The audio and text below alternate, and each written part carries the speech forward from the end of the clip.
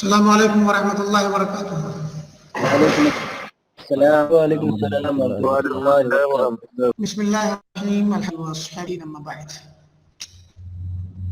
فرق کے معاملے میں فرق کا جو مادہ ہے اس میں ہمارا ایک ابتدائی تمہیدی کلام چل رہا ہے، جس میں ہم نے پیچھے فرق کے لفظ پر، افتراق کے لفظ پر اور اجتماعیت کی اہمیت اور فضیلت اور افتراق کی مذمت پر گفتگو کی، اور ساتھ میں ضابطہ بتایا کہ افتراق شرعی کیا ہوگا، اور اسی طریقے سے اہداف یا مقاصد یا فوائد اس مادے کو پڑھنے کے کیا ہو سکتے ہیں، ہم کیوں اس مادے کو پڑھ رہے ہیں، اور اسی کے ساتھ میں ہم نے اس خاص مسئلے پر بحث بھی کی کہ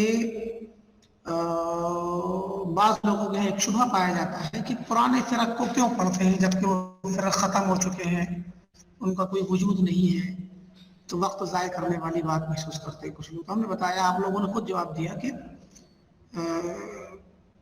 لکل قوم وارث کے تحت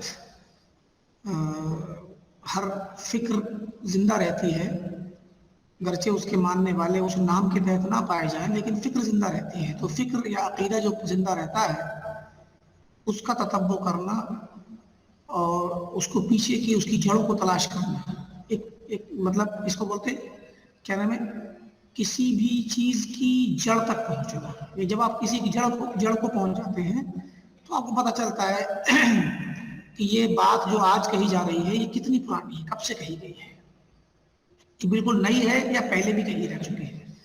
تو جڑ تک پہنچنے کے بہت فوائد ہوتے ہیں، اسی لیے علماء نے بہت ساری دراسات ایسی کی ہیں، ابن تیمیہ رحمۃ اللہ علیہ، ابن قیم اور دوسرے علماء کے یہاں آپ پائیں گے کہ یہ چیز پائیں گے کہ جو ہے کیا نام ہے، انہوں نے بہت سارے فرقوں کو، بہت سارے لوگوں کو، ان کی باتوں کو پیچھے کے ادیان سے بھی جوڑا ہے۔ بہت سارے ادیان باطلہ سے، مثلا یہودیت، نصرانیت، مجوسیت، وثنیت، ان سب سے جوڑا گیا ہے چیزوں کو کہ یہ بات جہمیہ کے یہاں، معتزلہ کے یہاں کہاں سے آئی، یا قدریہ نے یہ بات کیوں کہی، اور وہ کس علاقے میں تھے، اس علاقے میں کون کون سے افکار پائے جاتے تھے، تو ان افکار کا اثر پڑتا ہے انسان پر۔ جیسی مان لیجیے ہمارے ہندوستان میں یا بر صغیر ہندو پاک ہو یا نیپال ہو یا بنگلہ دیش ہو یا یہ جتنے بھی ادھر بر صغیر کے ممالک ہیں، ان ممالک میں عموماً جو بھی ہمارے اعتقادات پائے جاتے ہیں یا ہمارے سلوکیات پائے جاتے ہیں، ان کے پیچھے یہاں کی جغرافیائی اور یہاں کی ثقافتی حالات کا بہت بڑا جس ایک تو یہ کہ جو لوگ نئے باہر سے مسلمان آئے وہ آ کر یہاں بس گئے تو یہاں کی تہذیب انہیں اپنانی پڑی، بہت سی رسم و رواج اپنائی، اور بہت جہالت کی وجہ سے بہت سارے اعتقادات، بہت سی ذہنیت ایک سی ہو گئی۔ اور دوسری وہ جو یہاں پر نئے مسلمان بنے تو وہ بظاہر توحید کے قائل ہو گئے، لیکن علم نہ ہونے کی وجہ سے، تربیت نہ ہونے کی وجہ سے، ماحول سازگار نہ ہونے کی وجہ سے پرانے اپنی آباء و اجداد، خاندانی بہت ساری عادات اور رسوم و رواج میں وہ پر برقرار رہے۔ ابھی کوئی بندہ نیا مسلمان ہو جاتا ہے اور وہ اسلام قبول کر لیتا ہے تو ہم خوش ہو جاتے ہیں مسلمانوں، لیکن اس کی تربیت نہیں ہو پاتی، وہ علم نہیں حاصل کر پاتا ہے پورے طور پہ اور تربیت نہیں کر پاتا، اور اگر وہ کر لے تو اس کے بچوں کو کیا ان کی تربیت نہیں ہو پاتی ہے۔ ہماری مصیبت عمومی طور پہ اسلام کا، اور کہتے ہیں نا کہ اسلام اور کفر کی کشمکش بڑی عجیب ہے، جہاں کفر ہوتا ہے وہاں اسلام گھستا ہے، اور جہاں اسلام ہوتا ہے وہاں کفر آتا ہے۔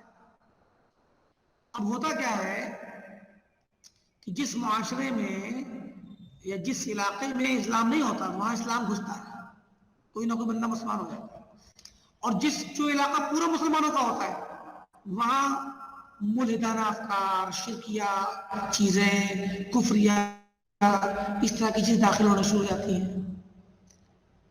سمجھے کہ نہیں؟ یہ بڑی عجیب کشمکش ہے۔ اب کوئی انسان اگر مان لیجیے نیا مسلمان ہو جاتا ہے تو وہ کفر پہ تھا تو اس کے گھر میں اسلام گھس گیا، وہ مسلمان ہو گیا، لیکن اب جب وہ مسلمان ہو گیا تو وہ دھیرے دھیرے اب اس میں اور اس کے بچوں میں اسلام پر رہنے کے باوجود دھیرے دھیرے کفر کی باتیں داخل ہونا شروع ہوئیں گی۔ یہ اور بات ہے کہ پورے طور پہ وہ کافر نہ بنے، الا ماشاء اللہ. لیکن اب ہمارے یہاں دیکھ لیجئے، ابھی ہمارے اپنے قصبے کی بات ہے، ہمارے علاقے میں پورا علاقہ، ہمارا گاؤں جو ہے پورا اہل حدیث، مسلمان ہی نہیں بلکہ پورا اہل حدیث ہے. لیکن ہمارے یہاں کے نوجوان بعض لڑکے جو پڑھے لکھے ہیں یا نوکری کرتے ہیں کہیں ہندوؤں کے یہاں بڑی بڑی کمپنیوں میں، اور ان کو کیا نام ہے دین کا علم کچھ بھی نہیں ہے، تو پھر کیا ہوتا ہے ہندوؤں کی یہ تہواروں پہ ان کی پوجاؤں میں شریک ہو رہے ہیں. بعض لوگوں کے بھی کیس آئے ہیں کہ پوجا کے اندر شریک ہوا، اس نے کیا نام ہے پورا پرساد بھی لیا اور پوجا وہیں پر ان کی مورتی کے سامنے ہاتھ جوڑے کھڑا ہوا، وہ اس میں بڑا واویلا مچی ہمارے یہاں. تو مراد یہ کہ اب وہاں کیا چیز ہے، اس لڑکے نے اپنے دین کا سودا کیوں کیا؟ کیونکہ پہلی چیز یہ کہ اس کو دین پر ثابت رہنے کے لیے اس کے پاس تربیت ہے ہی نہیں، اور ادھر وہ اپنی اسی اعتقاد کی کمزوری کی وجہ سے وہ یہ سوچتا، اس نے یہ سوچا کہ کیا ہوتا ہے اتنا سا کر دینے سے، میری نوکری بچ جائے گی، بلا وجہ مجھے برا سمجھیں گے، کل کو بھی نوکری سے نکالیں گے تو مجھے خوشی خوشی رہوں، مل جل کے رہوں، بات کیا ہو جاتا ہے اس سے.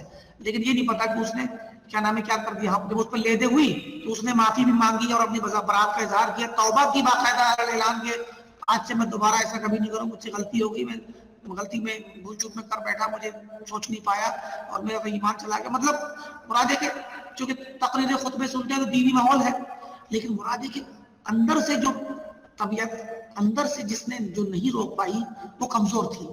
کیوں؟ کیونکہ تربیت نہیں. حالانکہ علاقہ مسلمان ہے، اہل حدیث ہے، تو وہی بات ہے کہ بندہ مسلمانوں میں کفریہ آداب گھستی ہیں اور کفر میں اسلام گھستا ہے. یہ خیر و شر کی کشمکش. اب اسی لیے حضرت عمر فاروق رضی اللہ عنہ کا بڑا مشہور قول ہے، ان کا فرماتے ہیں کہ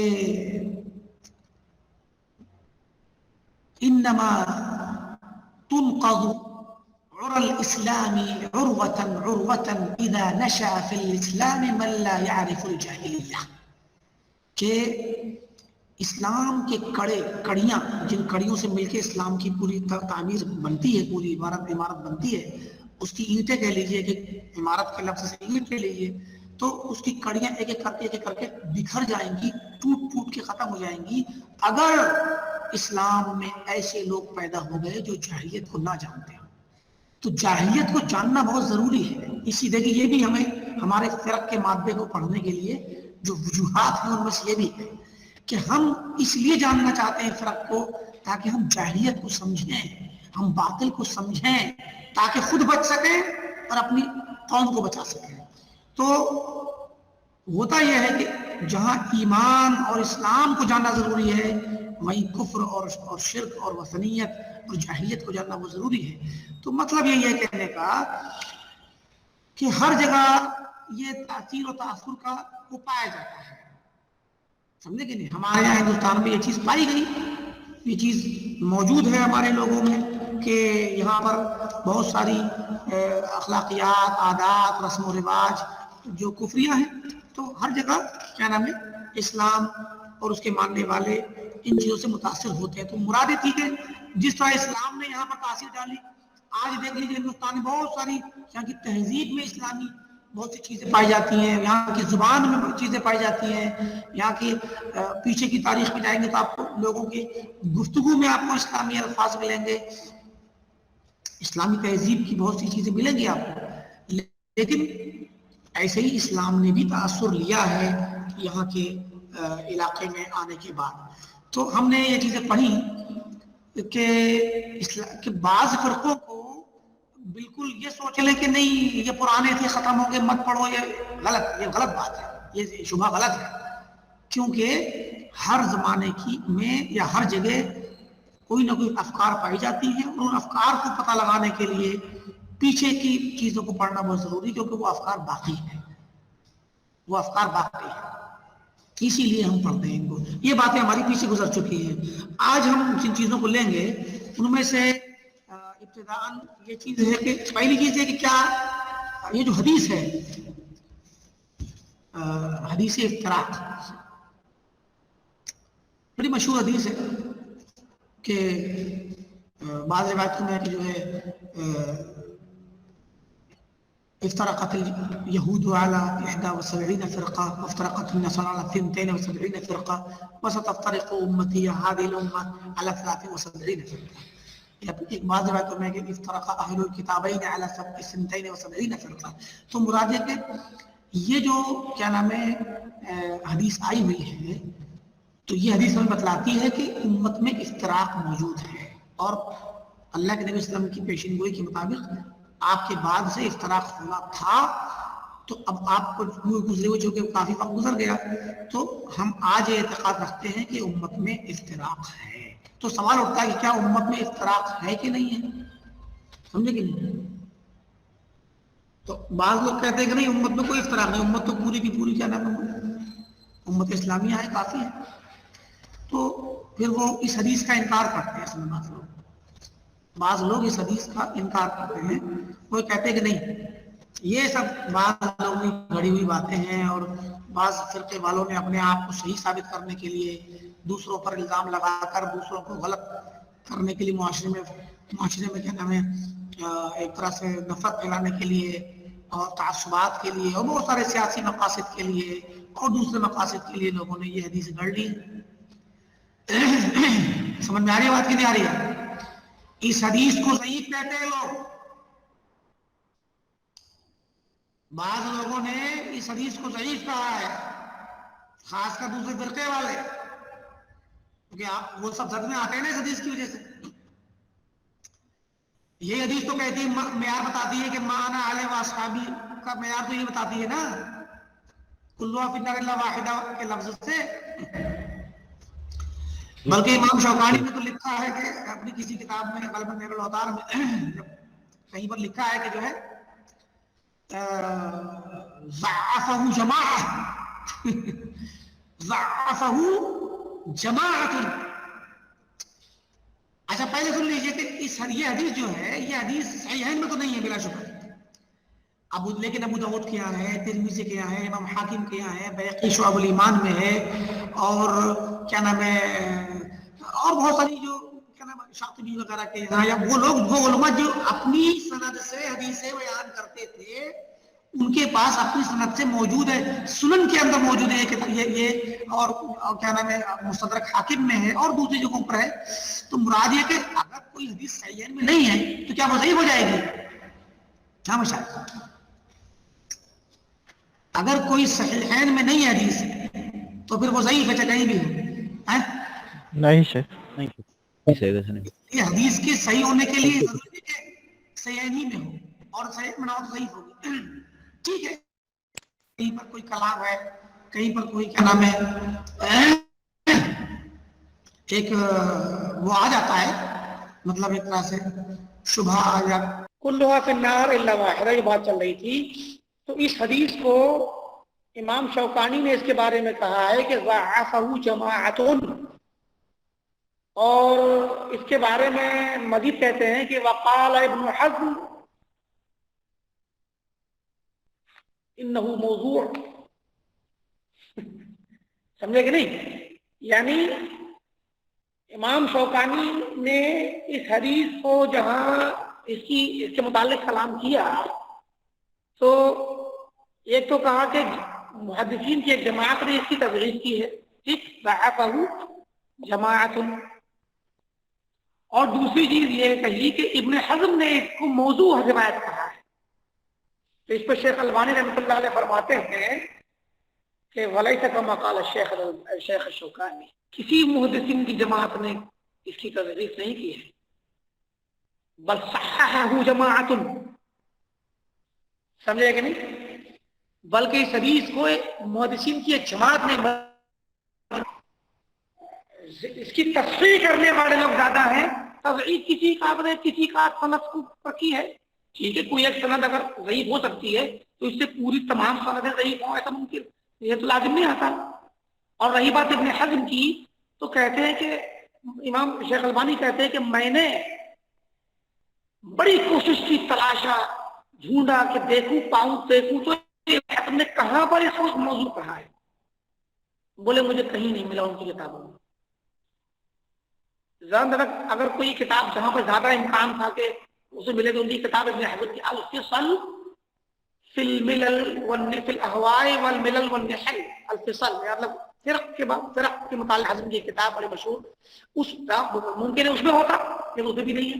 اور کہیں ہاں اتنا ہے کہ بعض لوگوں نے، بعض دوسرے علماء نے ابن حزم کی طرف سے یہ نقل کیا ہے کہ انہوں نے کہا ہے کہ لا يصح هذا الحديث. تو ٹھیک ہے، ابن حزم نے اگر اس کی مطلب تضعیف کی ہے تو تضعیف کرنا اور موضوع قرار دینا بہت فرق ہے. سمجھ آ رہی بات نہیں مشاہد؟ کسی حدیث کو کہنا ضعیف ہے، بھائی ٹھیک ہے، کسی اس کی سند پہ کلام ہو سکتا ہے، ضعیف ہو جائے، کوئی راوی ضعیف ہو سکتا ہے، لیکن ضعیف ہونے کا مطلب یہ نہیں ہوتا کچھ وہ حدیث جھوٹی ہے. موضوع کا مطلب جھوٹی ہوتا ہے. اچھا، لہذا یہ بات پہلے تو ابن حزم سے نقل مکمل طور پہ جو بعض لوگوں نے جو کہی ہے وہ صحیح نہیں. اور دوسری چیز کہ ابن حزم نے اگر تضعیف کی بھی ہو تو ٹھیک ہے، ابن حزم نے بعض روایتوں کو کہا ہے ضعیف ہے، اور جبکہ بخاری میں موجود ہے. بعض روایتوں کو ابن حزم نے کہا کہ یہ ضعیف ہے. وہ یاد نہیں آ رہی میں روایت، مطلب بہت پہلے کی کوئی بات اچانک دماغ میں آ گئی کہ ایک روایت ہے کسی کے بارے میں ابن حزم نے کہا کہ ضعیف ہے جبکہ وہ بخاری میں موجود ہے. تو علماء سے کبھی غلطی بھی ہو جاتی ہے، کبھی بھول چک، کبھی کسی روایت کے بارے میں ایسا کہہ سکتے ہیں، ایسا کوئی اتنا بڑا مسئلہ نہیں ہے. لیکن رہی بات یہ کہ صحیح تصحیح کرنے والے بہت سے لوگ، ابن حجر نے تصحیح کی اس روایت کی، حدیث افراق کی، اور امام حاکم نے کی، ابن حبان نے کی، اور دوسرے علماء نے، ابن تیمیہ نے کی، اور دوسرے علماء نے تصحیح کی کر رکھی ہے. شیخ البانی نے بھی سلسلہ الاحادیث صحیحہ میں اس کو نقل کیا ہے. اور آپ دیکھ لیجیے اس روایت کو نقل کرنے والے صحابہ کی بھی تعداد میں ہیں. ابو ہریرہ، عبداللہ بن مسعود رضی اللہ تعالی عنہ، انس بن مالک، عبداللہ بن عمرو بن عاص، معاذ بن ابی سفیان، اور عوف بن مالک،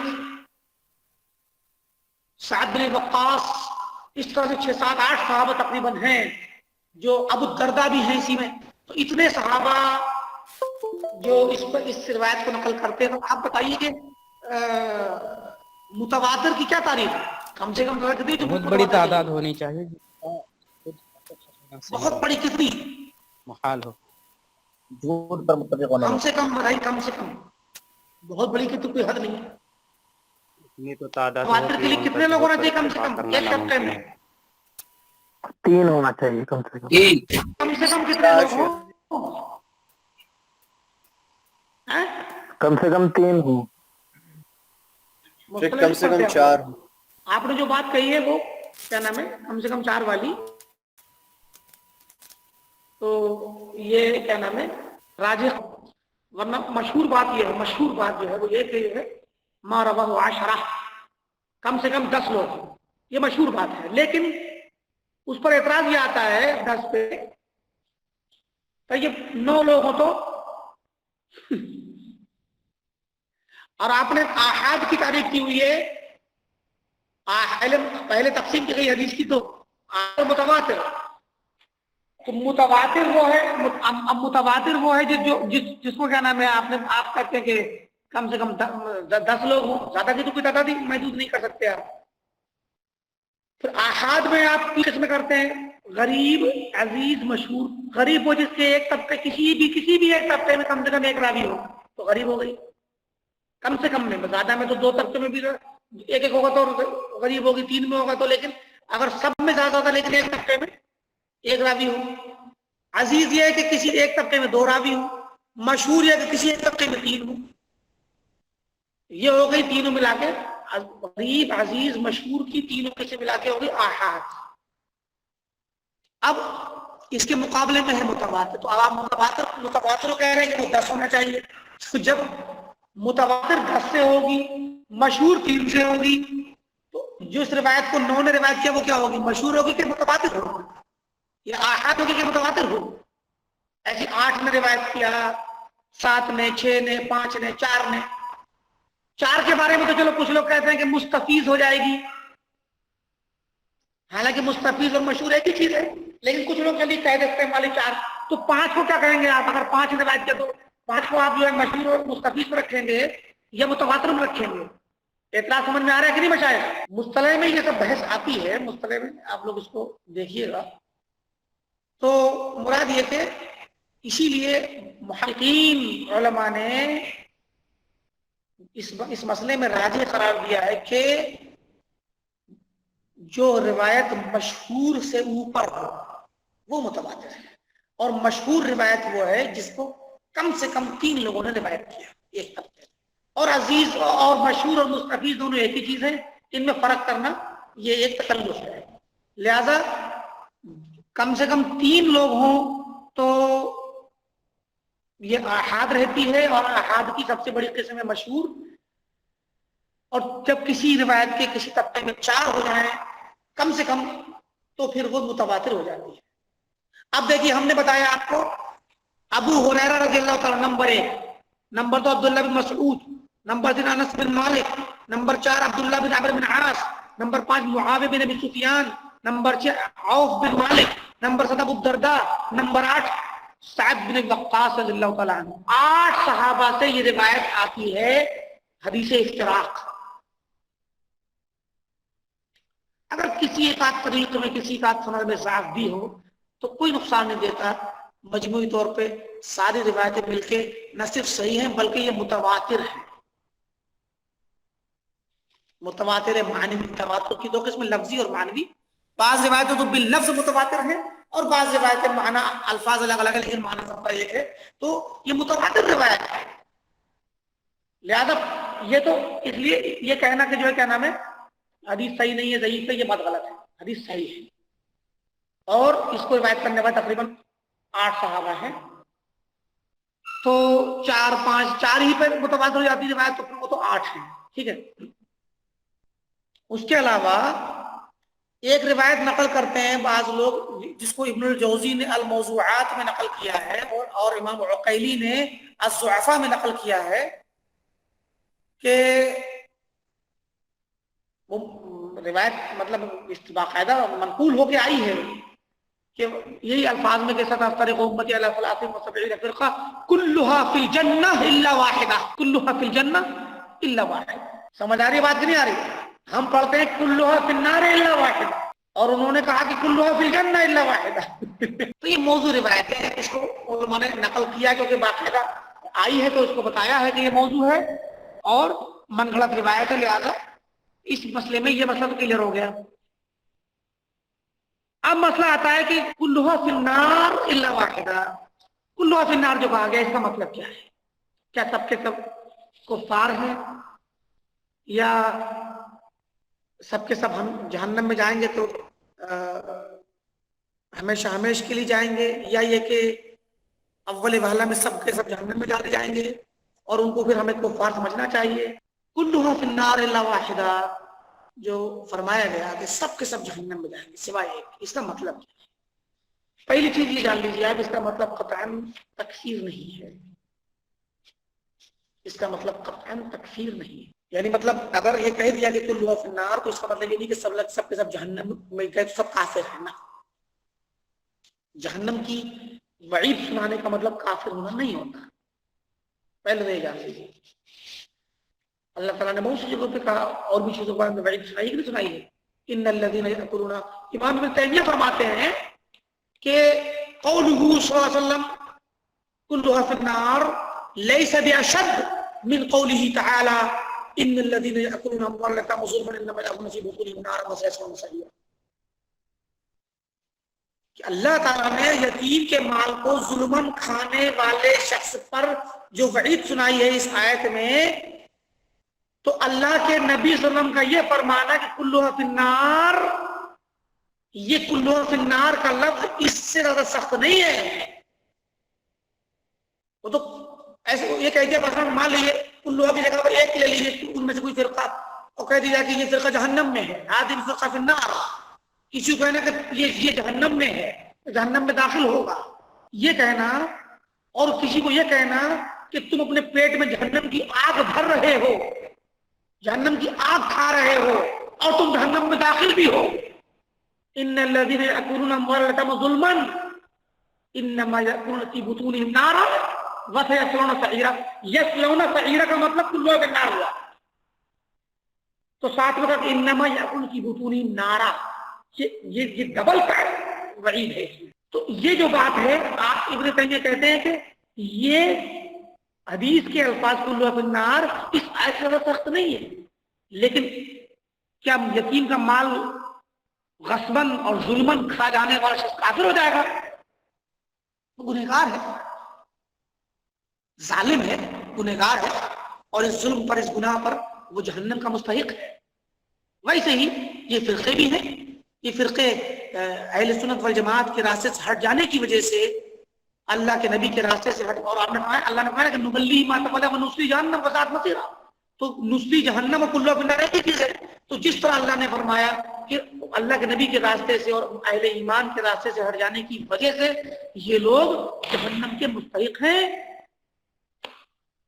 جہنم کے مستحق ہیں، اور یہ جہنم میں داخل ہوں گے، جہنم کے مستحق ہیں، لہذا تکفیر کر دینا ابتداءً مناسب نہیں ہے۔ اب مسئلہ یہ ہے، کیا یہ جو کہا گیا کلھا فی النار، اس کا مطلب ہے کہ سب کے سب جہنم میں جائیں گے؟ اس پر بھی علماء نے تفصیل، اس میں 2-3 اقوال ہیں۔ بعض لوگ کہتے ہیں کہ جو ہے جی ہاں، بعض علماء کا کہنا ہے کہ جی ہاں، جب ان کے بارے میں کھلا صراحت سے آیا کلھا فی النار، تو ان لوگوں کے سلسلے میں یہ وعید نافذ ہونا ضروری ہے، یعنی یہ فرقے جہنم میں ضرور جائیں گے، چاہے وہ کافر نہ ہو۔ جیسے مان لیجئے کوئی یتیم کا مال کھاتا ہے ظلم، تو وہ جہنم میں جائے گا، اللہ نے کہا ویسے ہی یہ بھی گرچہ کافر نہیں ہے لیکن جہنم میں ضرور جائیں گے۔ ایک قول تو یہ ہے کہ لابد ان تنفذ فیہم الوعید، ان میں وعید نافذ ہوگی۔ دوسرا قول ہے کہ نہیں، ان کا اعتبار اصحاب کبائر کی طرح ہے، اصحاب کبائر کی طرح ہے، جن کو اللہ تعالیٰ چاہے گا جہنم میں ڈالے گا، جن کو چاہے گا کسی دوسری وجہ سے، کوئی خاص خوبی ہو ان میں، کوئی اسلام کی خدمت ہو، کسی خاص ناحیے سے ان کی کوئی چیز ہو، تو اللہ تعالیٰ ان کو معاف بھی کر سکتا ہے۔ تو جس کو چاہے گا جہنم میں ڈالے گا، جس کو چاہے چھوڑ دے گا، معاف کر دے گا۔ بعض کا قول یہ ہے، لیکن اس سے صحیح بات یہ ہے کہ عمومی طور پہ یہ کہہ دینا کہ سب میں وعید نافذ ہوگی، یہ بھی صحیح نہیں ہے، اور عمومی طور پہ یہ کہنا کہ سب لوگ تحت المشیہ ہیں اور سب کیا نام ہے اللہ تعالیٰ کی مشیت دیتا ہوں، جن کو چاہے معاف کر، جن کو چاہے، عموماً یہ بات صحیح نہیں ہے، بلکہ اس میں تھوڑی تفصیل لانا ضروری ہے۔ اور تفصیل یہ ہے کہ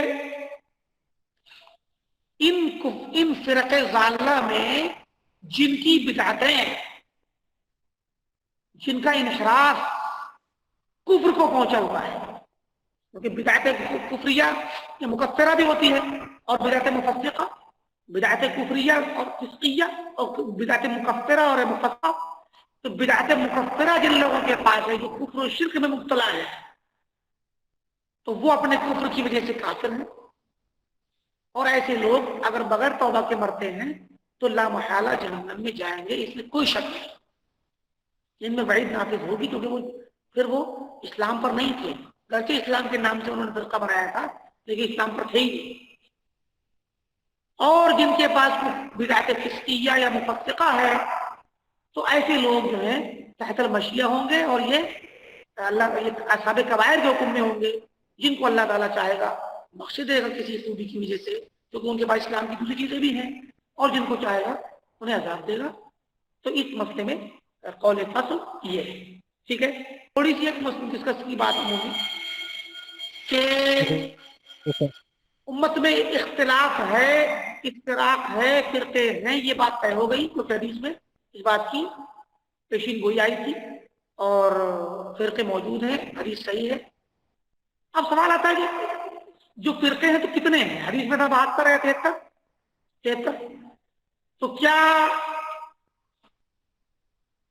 بالفعل امت میں 73 فرقے ہیں، زیادہ ہیں، یا بعض علماء نے باقاعدہ فرقے گنائے ہیں؟ آپ پڑھیں گے بھی کتابیں، شہرستانی کی کتاب پڑھیے الملل والنحل، ایسے ہی ابن حزم کی پڑھیے، ایسے ہی مقالات الاسلامیین ابو الحسن اشعری کی پڑھیے، الفرق بین الفرق عبد القادر بغدادی کی پڑھیے، یا اسی طریقے سے اور دوسرے علماء ابن الجوزی وغیرہ ہیں جنہوں نے تلبیس ابلیس وغیرہ میں بھی نقل کیا ہے۔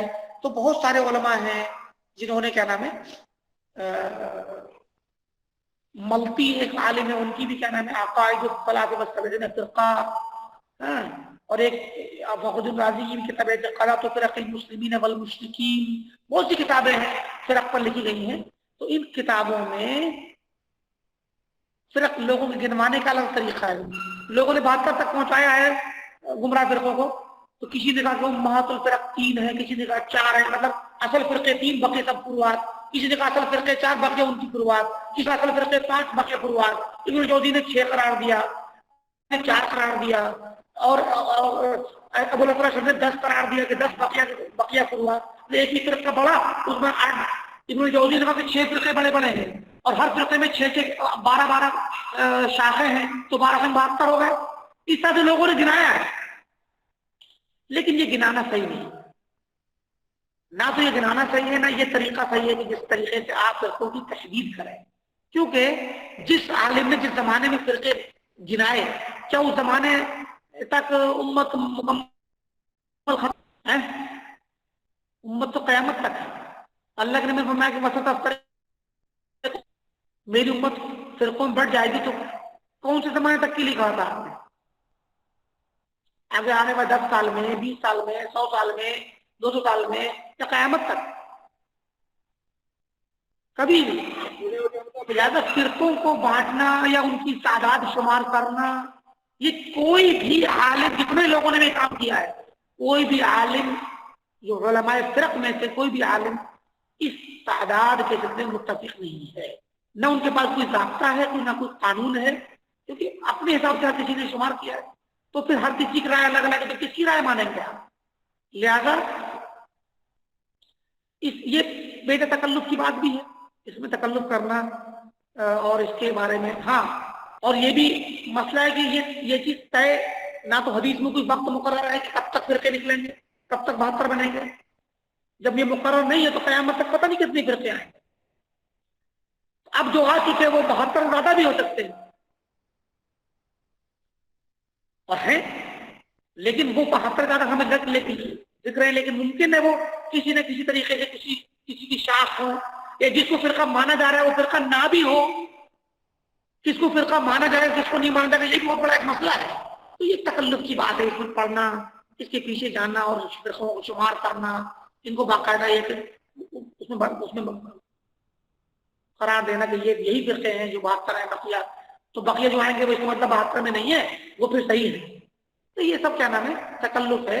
اس کو اسی لیے علماء نصیحت کرتے ہیں کہ طالب علم اس تعداد کے گننے کے چکر میں نہ پڑے، بلکہ اصل اعتبار یہ ہے کہ ما انا علیہ واصحابی، اور اصل اعتبار تحذیر اور ترہیب کا ہے کہ انسان ڈرے اور ڈرائے لوگوں کو کہ فرقوں میں نہ پڑیں اور فرقوں کے پیچھے نہ بھاگیں، بلکہ ما انا علیہ واصحابی کے راستے پر چلیں.